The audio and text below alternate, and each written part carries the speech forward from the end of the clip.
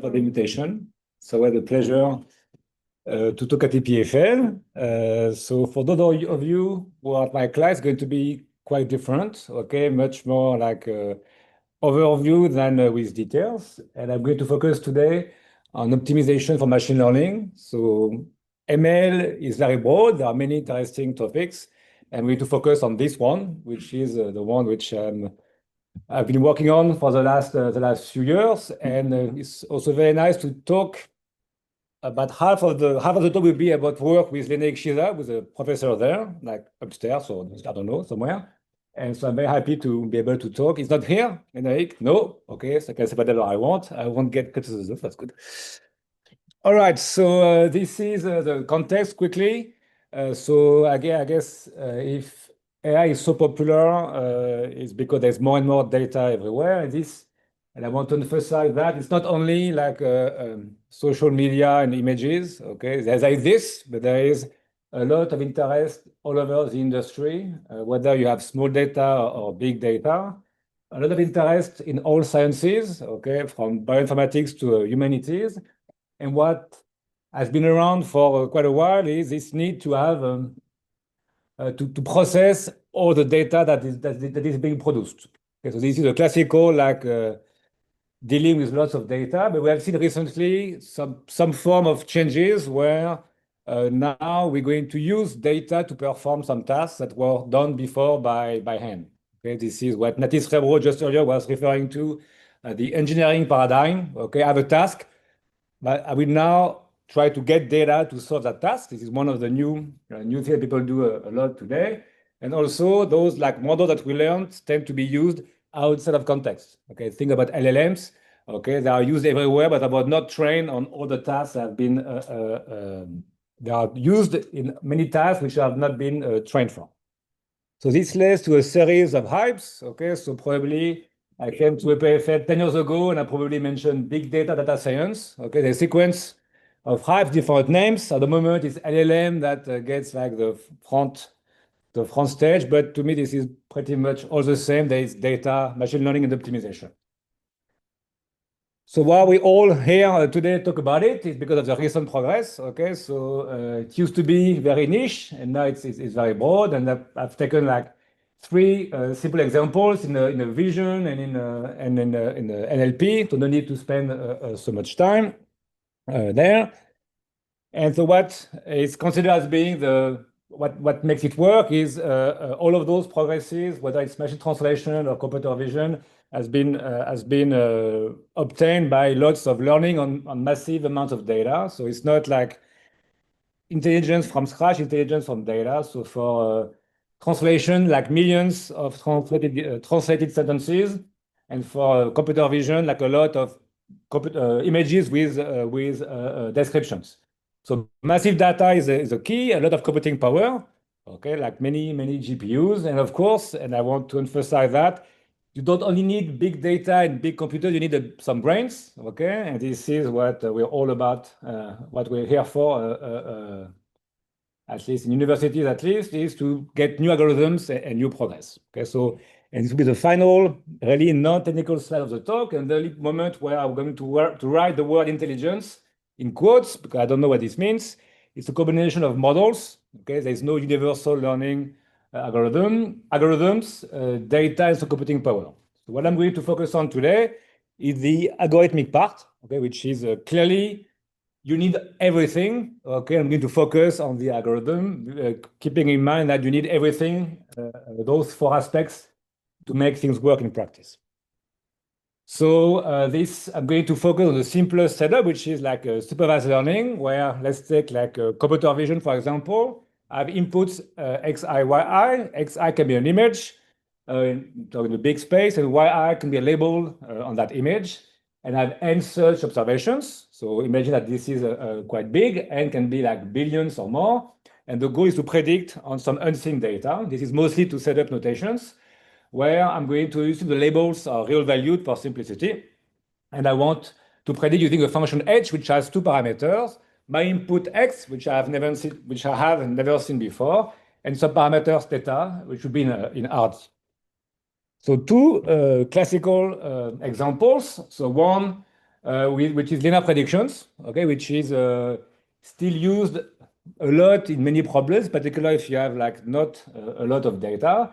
And the key thing to remember here is linearity in the parameters. Okay, so it used to be used a lot for advertising. Okay, where you would encode take X here is you, okay, and you encode your navigation history. So for every website in the web, like 10 to a big power, it's a 1 if you've been there and 0 otherwise. And you would like encode like the advertisement. Okay, so here this is like am I likely to click on an advertisement for like cultural sortie, I forgot the name in English, for kids.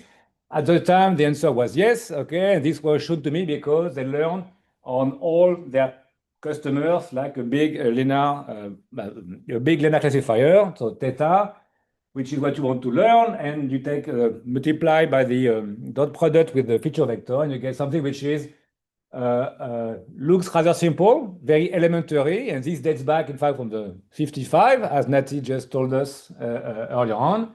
But this is still like used a lot, despite what many people say. This is really like what you should first try out first when you have like a simple problem.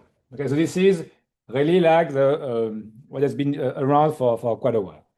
But there are few, well, not a few, many examples where this is not enough.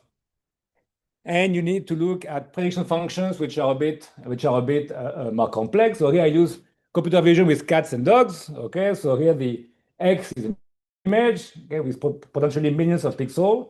And for this, like in the old days when I was doing my PhD, you would create a phi of X which was adapted to images using various like knowledge about images. But now you're going to encode this directly by starting with an X, applying some linear model, a linear function, and then adding some nonlinearity, and by iterating. Okay, so this is, if you just remove all of that part, you get a linear function, but you apply the linear function theta r transpose, something which is itself nonlinear in the data, and this is neural networks, okay, which have been around for quite a while. So how is this learned typically? This is learned by forming the empirical arrays, which is the very natural idea, which is you take your training data, xi, yi, and you form some error measure, okay, on your training data. You want that on what you see, on what you observe, that yi is close to the prediction function at parameters by theta. You take the average, okay, and you add some regularizer to avoid overfitting. So this is very, very standard. To make this concrete, if you do regression, least square is pretty good. If you do classification, you can use the logistic loss. Okay, what I want to emphasize here is that most losses in that context are convex. Okay, this means that they are like actually ball shaped, and even in the deepest networks, okay, typically the loss is convex. Okay, so this I'm going to make this assumption throughout the talk, and I will consider this as being a weak assumption. Okay, convexity of the loss. All right, so now how are we going to make sure that it does what we want? It's not the focus of today, but keep in mind that this is just a mean to an end. Okay, so I want to urge all the optimizers in the room to realize that nobody cares about having a small empirical loss. What you care about is to have a good loss on unseen data. Okay, and this is where I need to start to make assumptions about the relationship between the training data which I use for learning and what I'm using for testing. And this is where I'm added on the top right, sampling assumptions. So most analysis will assume that the data are ID, so they come from the same source as what you're going to test on, and they are independent. This is never true in practice. Okay, this is by the classical approximation. So I'm not going to focus so much on why this is leading to something good for this, but keep in mind that we really need to focus on that. All right, so I'm going to focus on the optimization, okay? And so I'm going to divide the world into convex and non-convex. And it's fair to say that there's not been, I'm not aware of any nicer like divide between among functions, that is for optimization. So for machine learning, you're going to be convex, okay? If you have a convex loss, Okay, L is going to be convex in its second argument, which I will always assume, but for convexity, it's sufficient to have H being a linear function. Okay, the key here, it's linear in the parameters, theta. Okay, and this again has been used for quite a while. And here I'm plotting the level sets of a logistic regression in dimension 2. Okay, so it's convex, so the level sets all look convex. This is a global optimum. Okay, in that setup, okay, imagine yourself more not in 2D but in 2 million dimensions. But it's hard to plot. But this is the way you should imagine things.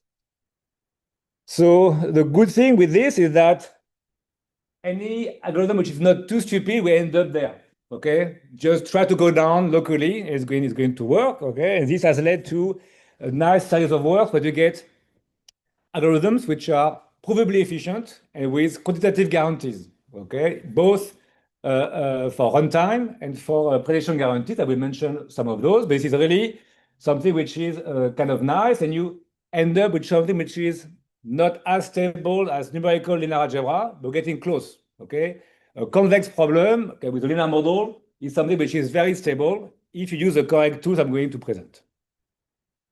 Okay, so this convexity has led to what I call the golden years of convexity in machine learning.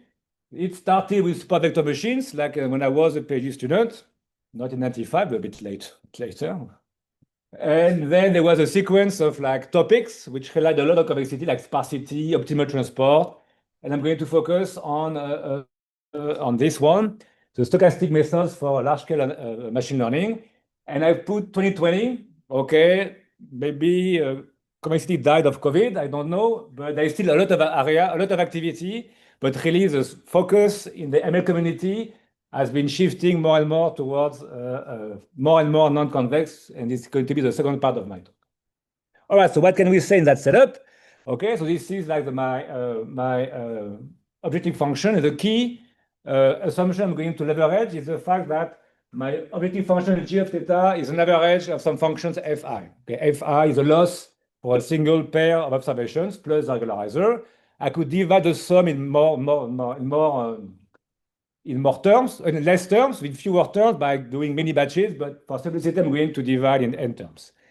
So the first algorithm, I think Desbite from Cauchy, although I've been told by colleagues this is not exactly Cauchy, but it's French, so I'm going to keep Cauchy for a while.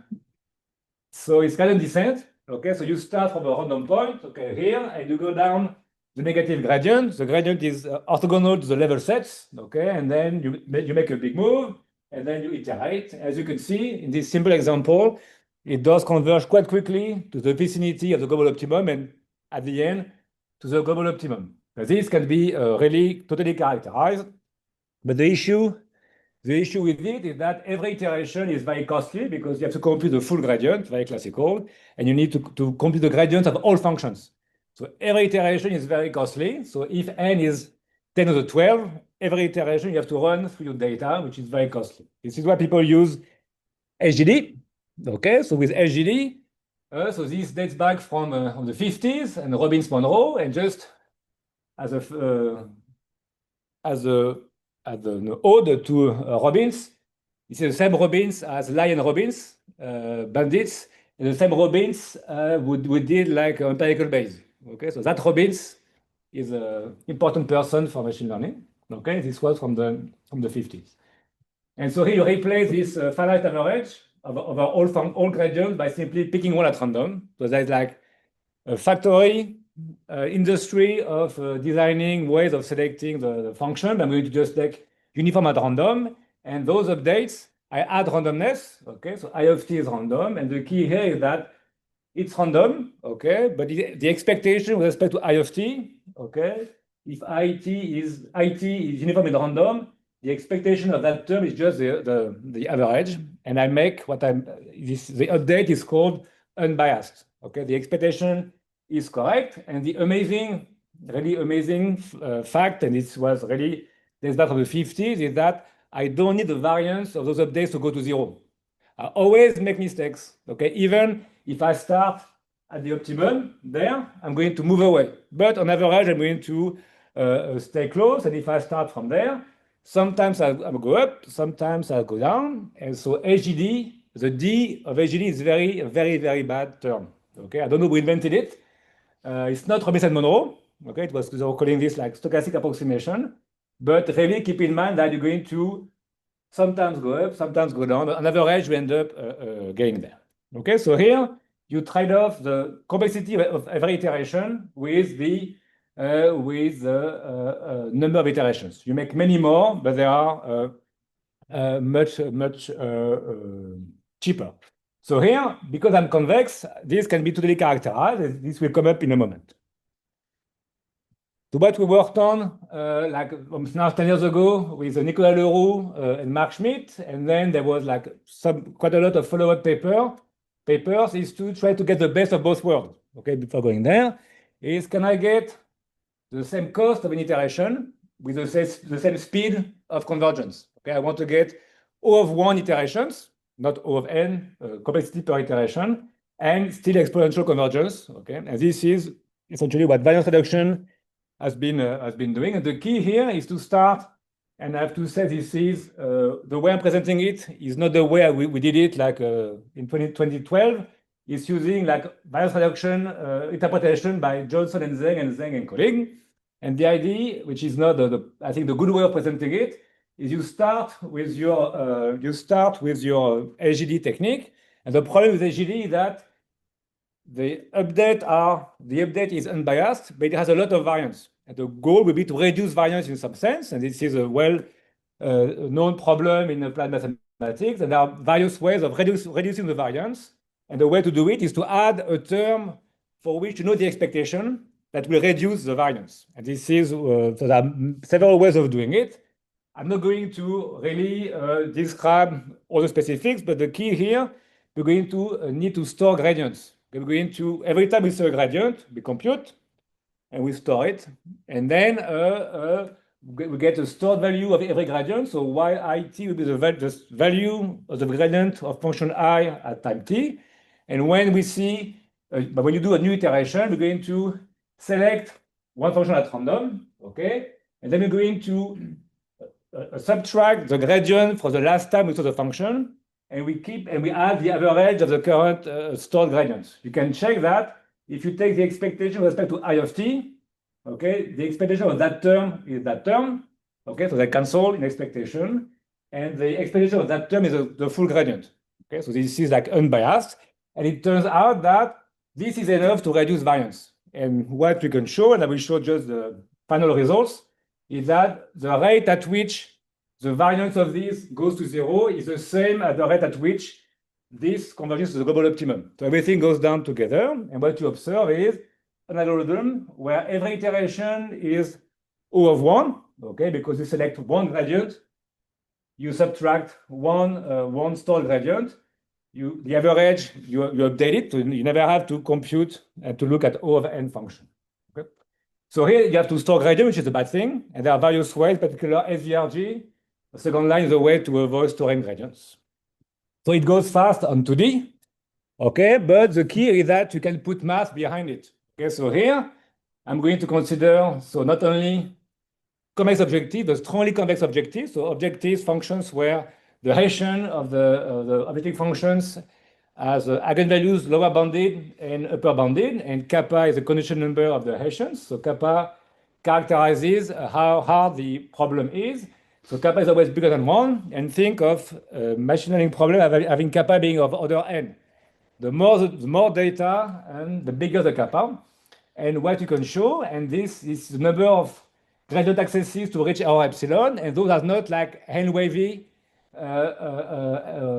result, they're just like formal results. There's maybe a factor there of 2, 4, or 5, okay, I forgot.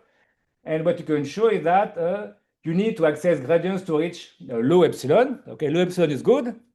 So when you want to get low epsilon, you want to check the number of computations will explode with epsilon. Okay, this has to be true. If you want to be more precise, smaller epsilon, you need to make more computations. Some of them will be in log. Log is good.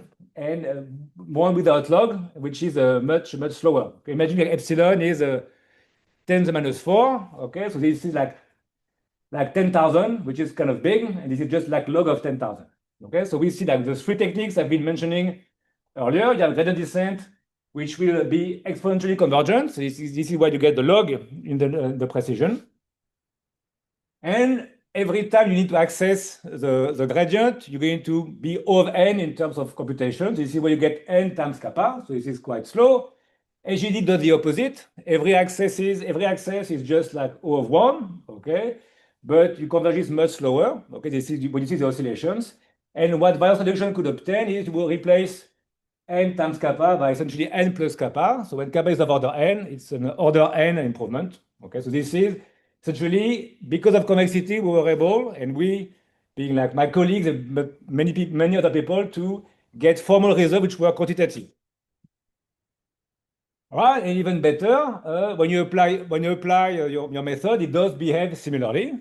And what you end up is with like you could match like wishful thinking, which is what the band would say, with reality. Okay, so this is wishful thinking. Okay, this is just me drawing on the board. Okay, so this is time in the x-axis. This is the distance to optimum in logarithmic scale. Okay, so exponential convergence is a line there. If you take full gradient descent, this is like a line there. So you get a staircase because every time you compute a gradient, you spend some time doing nothing, just computing gradients. Then you make an update. So then you get a staircase. It's a nice line. Stochastic start to optimize as soon as you see the first observation. So it goes very cool at the beginning, and then you level off. You observe this like non-exponential behavior. And this is the new type of techniques where you get two improvements. Okay, it starts fast, and it ends up being like linearly convergent with a better slope at deterministic. Okay, so this is what the band would say. This is the actual behavior. Okay, this is like SAG, so what I've worked on with Nicolas Leroux and Mark Schmidt. This is AGV in blue and green. Okay, you see that type of effect. This is the deterministic techniques, okay, acceleration or LBFGS, which end up being linearly convergent, but it takes a while to optimize. Okay, so this is the good first aspect. Second nice aspect is that theory is also helpful. Okay, so I'm not going to talk about it too much, but you can accelerate those algorithms by adding some momentum terms. First, you can also try to sample functions non-uniformly. Okay, some functions will vary a bit more, so you want to sample those more often. And for this, theory is a very good guide to do that. So it's one way to use theory to provide better algorithms, number one. And number two, you can then prove that this class of algorithms is optimal. So optimal is always, you have to be cautious with the word optimal. But for an algorithm that will essentially minimize finite sums and combine gradients linearly, you're not able to improve, okay, on those results after you add acceleration. Okay, you have matching upper and lower bound, which is really satisfactory.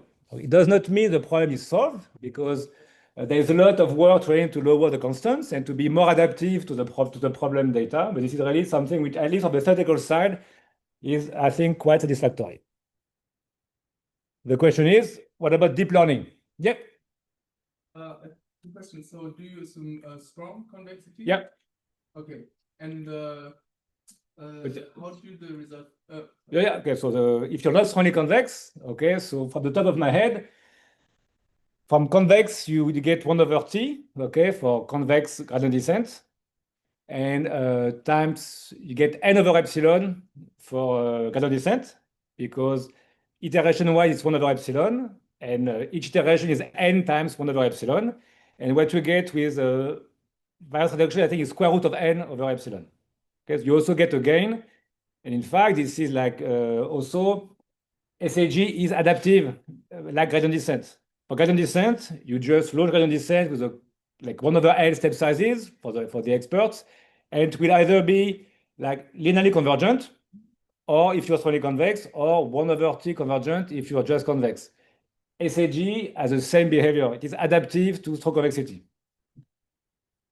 Any other questions on the convex world? Yep. So the figure you're showing, like the real world thing, that's like a strongly convex objective? Yes, so on this one, we added some regularizer. Okay, because in machine learning, in fact, for most problems, so here, I forgot the problem is probably like in dimension like a few millions. this part will be convex, but it will never be strongly convex. It will only be strongly convex typically because you add some angularizer, and this is where the strong convexity comes from. No further question on convex? No. All right, okay, so although this is still used quite a bit, okay, this is the first thing people try, okay, when you want to try, you have a new problem, new data set, try this before the super deep transformers, because you're going to, if it doesn't work, then the transformers will work as well, okay, this is really like a simple technique that is very stable, but the problem is that there are many problems on which it is not enough, and so what about deep learning? This will be the topic for the last part of it. So I'm going to reduce the focus, okay? In fact, this talk can be seen as a sequence of reduction of focus, okay? So I start from deep learning. I'm going to focus only on like multi-layer neural networks, straightforward, okay? So no ResNet, no transformers, no pooling, nothing, just very simple, okay? So I have a sequence of linear transforms and component-wise nonlinearity. And I'm going to look at two difficulties. The first one is those problems will be non-convex, will lead to non-convex objective functions. Why? Because you get it's nonlinearity in the parameter vector. Okay, so it's linear with respect to the last one, but it's nonlinear when you take all of them together. So it's going to maybe hard to optimize. And second, which I won't talk about, but it's still very important, very briefly, is that in many like modern networks, you have lots of parameters. Okay, so what I will show in a moment is that having many parameters is important for optimization. Okay, it's going to be a blessing for optimization, but it could be a problem for generalizing. Okay, so if I have like more parameters than I have observations, you may be led to believe that it may not generalize, and it does. But I will mention it later in the talk, but very briefly. Okay, so these are two difficulties. All right, so what I did, I showed my nice plot in 2D like for logistic, but this is what a true loss landscape looks like for neural nets. Okay, so it's nice for hiking, but it's not nice for optimizing. Okay, so you get everything you can imagine is being tough happens. Okay, you have plateaus. Okay, so zero gradient, get stuck. You get like a lot of saddle points. Okay, you get a lot of very like wiggly functions. So this is really like this is just taking a 2D slice of a neural net. So I forgot totally the details, but you can look at the paper by Lee and colleagues that is doing it. So the image of having a nice convex shape is not really true for deep learning. Even if you're not deep, even as soon as you go with one layer, it's a bit like this. Okay, you have stationary points, plateau, and depending on what you initialize gradient descent, you may get stuck. Okay, you will get stuck, you will get like stuck, you will get in the bad local minimum. But if magically you optimize over there, whoop, you go down to the global optimum. Okay, so this is really the issue with those problems, and I think I'm going to mention it or not. Yeah, no. And the issue is that any algorithm that will be local will not have any guarantees if you don't make extra assumptions. If you just go from convex to just Lipschitz continuous, you lose everything. Okay, everything which I had, which was like nice convergence rates, become all exponential in dimension. So what do people do to optimize that? Essentially, forget about it and just run LGD invariance. Okay, they run LGD. Okay, very much the same way. Okay, people use many batches, people may use momentum, okay, a bit similar to Nesterov acceleration. And what you can obtain is that, of course, you get global guarantees in the convex case. Okay, this is what I presented just earlier. And otherwise, you get only local guarantees. And those local guarantees are very weak, okay, very, very weak, okay. I've worked on them, so I can like say it was very weak. Essentially, it says that along the path of the algorithm, there may be a point with a small gradient norm. Okay, so it's not really explaining anything. Okay, so this is if you are not willing to make more assumptions, okay, just regularity is not enough to provide anything concrete. Okay, so if you want to look at it, nice paper by Botu, okay, and colleagues, and my book as well. I'm going to mention it again later anyway. Okay, of course, then you have other ways. Okay, so optimization did not stop in the 50s. There are various ways of improving things. And I should mention Adam, which is like a form of reconditioning using previous gradients. Okay, so it does work significantly better, but the guarantees are very much like for IGD. It's global in the convex case and just local in the non-convex case. And there's nice work by Reddy and also work from colleagues and myself a few years ago. But this is really, people use those algorithms. There are many variations, but this is at the end only local guarantees. The question is, okay, there's no guarantees, but it does work, okay? So we all use GPT every day, okay? And so I use GPT every day. And so there has to be something behind it. Okay? The goal of the talk will be to try to explain what's behind it. It will be very, very partial. Okay, so I'm going to reduce the focus a bit more. Now I'm going to look at one hidden layer neural networks. Okay, so just one hidden layer. So inputs, input weights, hidden neurons, output weights, a single valued output function, h. And I'm going to consider the task of minimizing the empirical risk. I'm going to assume that the risk is convex. Okay, it's convex because my loss is convex. So, and again, I see this as a weak assumptions. So why focus only on one hidden layer?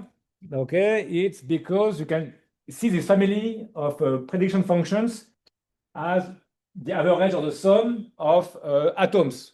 So when you have that sum, every one of those are in fact parameterized by their own parameters. There's no sharing of parameters in the sum.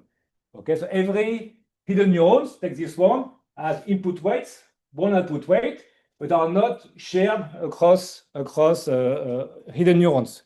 So at the end, what we get is you get a family of function which is a sum, okay, of functions which are parameterized by their own parameters. This is really the key here, and I'm going to abstract a bit from neural nets by considering a function psi of W, where W will be both the input weight of neuron J and the output weight of neuron J, and I get a sum of functions. This is not true if I have more than one hidden layer. If I add more layers, okay, then at the level of the last layer, things will be shared. Okay, so this is why we cannot do anything more than one hidden layer. Right? So what is the insight there? Is as soon as I have a finite sum, okay, then I can use what is called often the mean field limit in physics. I'm going to replace or see this finite sum as an integral over some discrete measure. So at this point, this is like just a rewriting. But the key will be to consider this empirical measure over neurons. Okay, when I get more and more neurons, this is where the over parameterized regime comes in. When n goes to infinity, I will approximate this by a measure with the density. I'm going to play with the density instead. Okay, as we will see, it's going to be easier to analyze. But it's really like an insight which is very common in physics, and this has been used for quite a while in statistics and machine learning. They did that from Baron and colleagues as well. Okay, so this is really the classical mean field representation. Okay, so what can we get from it? So what we get from it is convexity. Back convexity is back. Why? Because now I have to minimize R, which is a convex function, over mu, and mu enters linearly.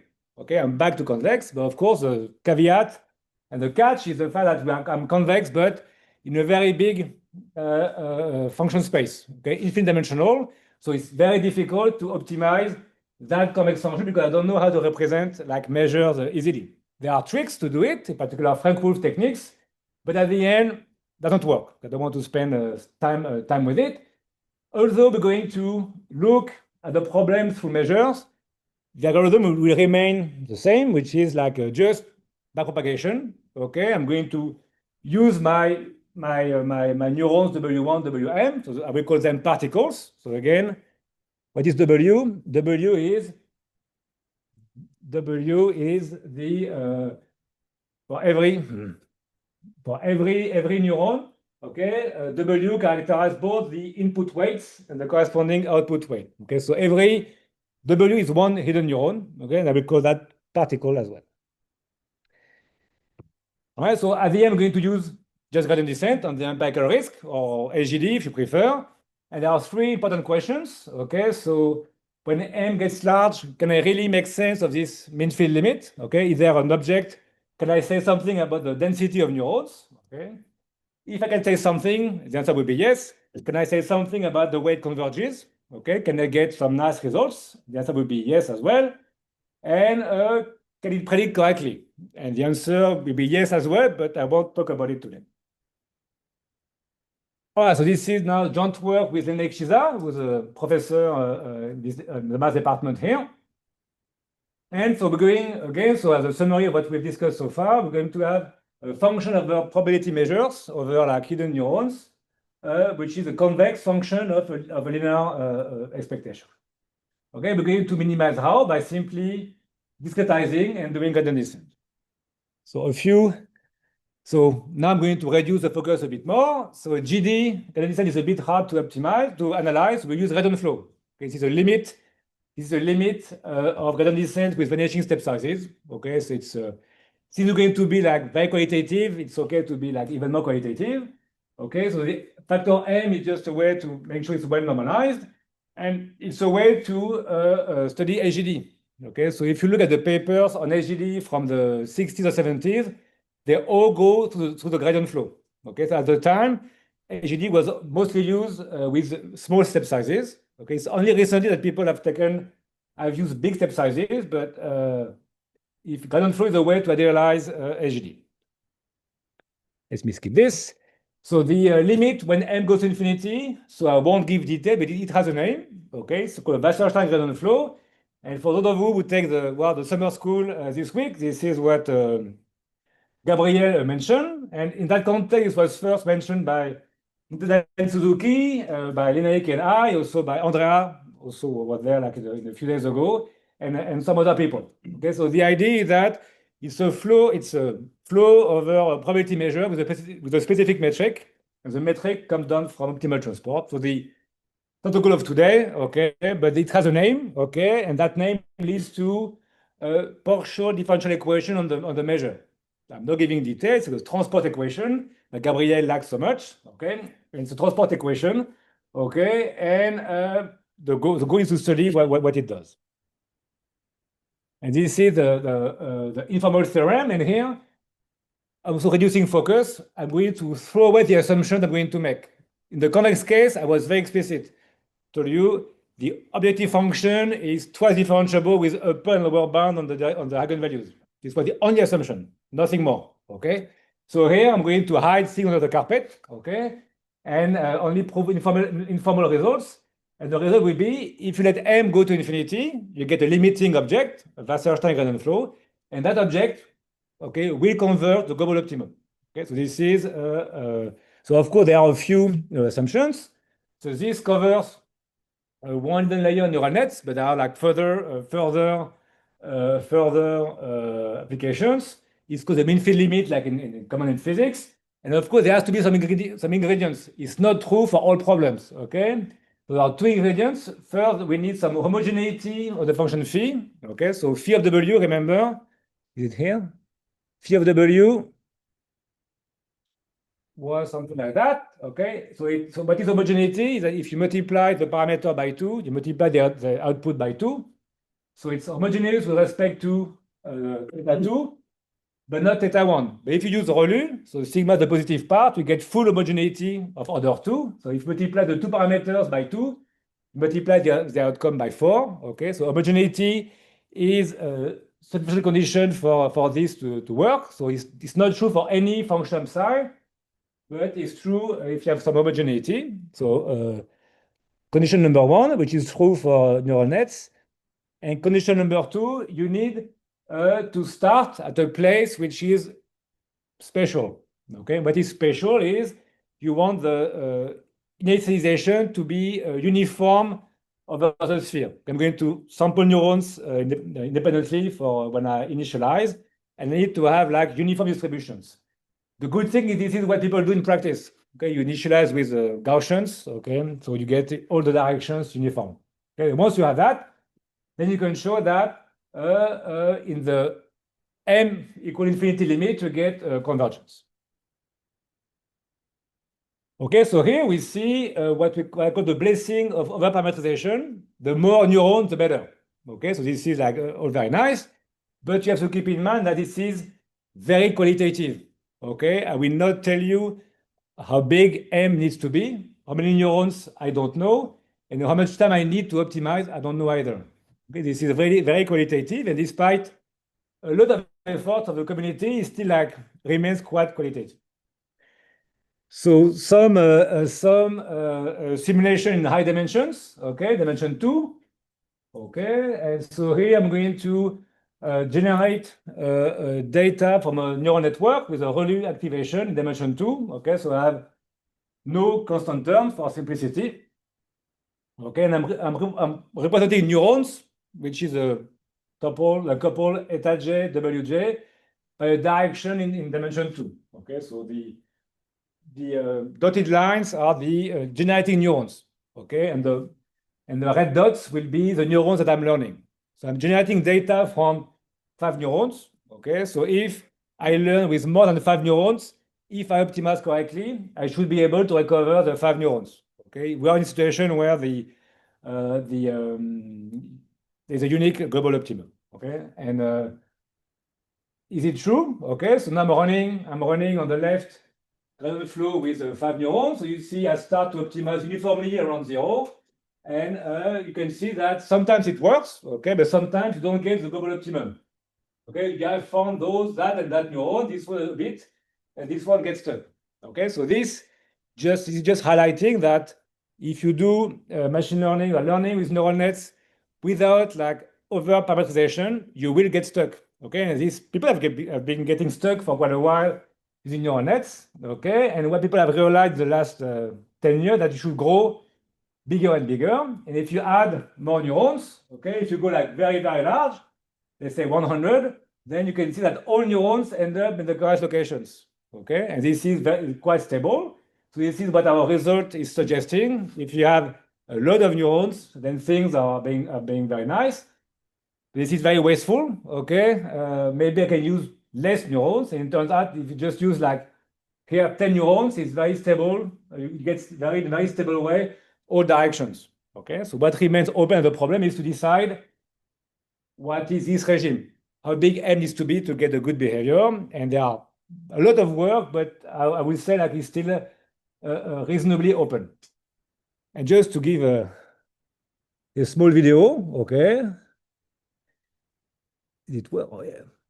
So you see the neurons, okay, so I will show it again. It's just to highlight the fact that the directions are not straight lines, okay? I'm not following a path which is with small turns. Okay, it's really like something which is quite complex, okay? So you start, all neurons are all like uniformly, and then they're going to converge to one of the 5 directions.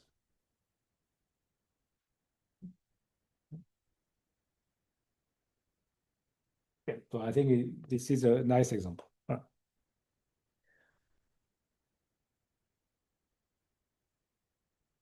All right.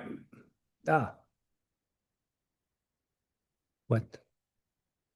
All right. So now, so this, what I've shown in the last like 5 to 10 minutes is that the more neurons, the better it is for optimization, but it could be a problem for the statistics of the problem. There is unfortunately a common wisdom in machine learning is that if you have too many parameters, it won't generalize. Okay, and in fact, the poster result is like least squares. If you do least square regression in dimension D, many people have learned that the rate of convergence is sigma squared D over N. Okay, so if D is number of dimensions, N number of observations, if D is too big, I'm going to be in trouble. Okay, this is true for unregularized linear regression.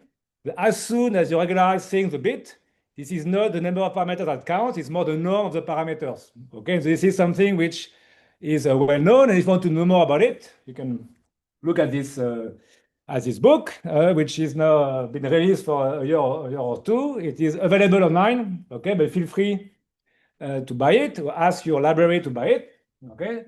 And what you can see there in chapter 11 is that when you look at those other parameterized models, indeed you have many parameters, okay? So if I take among all parameters, if I select a one with a low empirical risk, it may not generalize, that's true. But because I obtain it through gradient technique, I'm going to end up in a very specific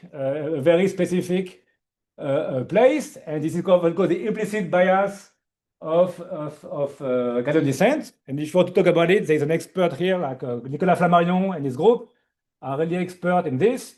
Whenever you run gradient descent, you're going to end up in a particular place, and that particular place is a way to regularize. Okay, and at the end, there is no catastrophic overfitting because you have too many parameters. Okay, so I won't talk too much about it, but it's really something that you should keep in mind. There are ways to avoid overfitting. So for the last like a few minutes, what are the current research directions? So here, don't be depressed if yours does not appear in this slide. Okay, it's just very personal bias view. Okay, so there's still like a lot of work in convex optimization. I've mentioned like 3 areas which we work on a bit, which I think are interesting. Is the step size. Okay, so some of my colleagues think I talk too much about step sizes. Okay, should they go down, 1/t, 1/t? So for a while I was a bit obsessed by step sizes, so I stopped. Okay, but it remains important. Okay, in particular, you want step sizes that do adapt to the problem. Okay, in a sense, Adam does this for multiple step sizes. This is really important and really still quite active. What happens if you have more than one machine? Okay, this is very important. Okay, and there are many also convex lag problems. If you do min-max, it's not convex, but more or less convex. Same thing with game theory. There are many like problems which have this convex structure. So non-convex, there is a lot of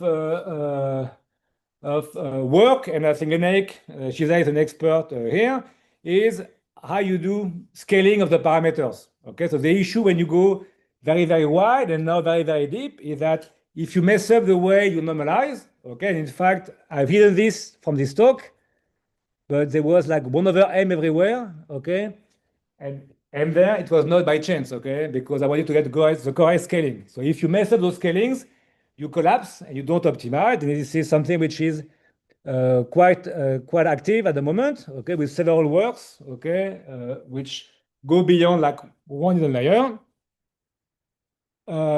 Also, what can you say beyond like one hidden layer feed-forward neural net? This is still quite open, okay, so it's really something which I think is still quite open.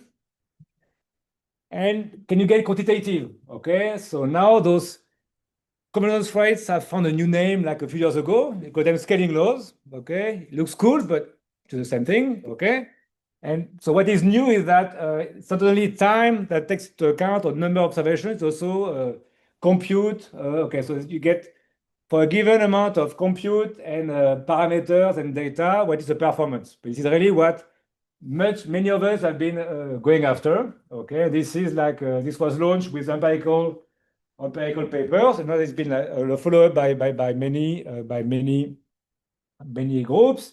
And if you want to have a look at a recent paper with Frederic Kunzner from la very recent, where we look how data heterogeneity plays a role. So what I mean by that is that if you look at text, so text typically has a heavy tail behavior. So if you look at frequency of words in the corpus of documents, the most frequent word is very frequent, and as you go along, the frequency of the kth most frequent word goes down as 1/k. Okay, this is called a zip flow, and we show that with the zip flow you get a very specific scaling law, which you may want to have a look with the work by Frederic, who was at EPFL for undergrad. And to conclude, something which I think remains quite open. Okay, I've mentioned that I've divided the world between convex and non-convex. And really, we know that convex is enough for optimizing. We know that non-convex is too big to get anything meaningful. What is in the middle? Okay, I don't know, and I think it's quite important. And yeah, so it's quite open, and I hope that when I come back, like in 10 years, this will be a bit solved. So on this, I will thank you for your attention.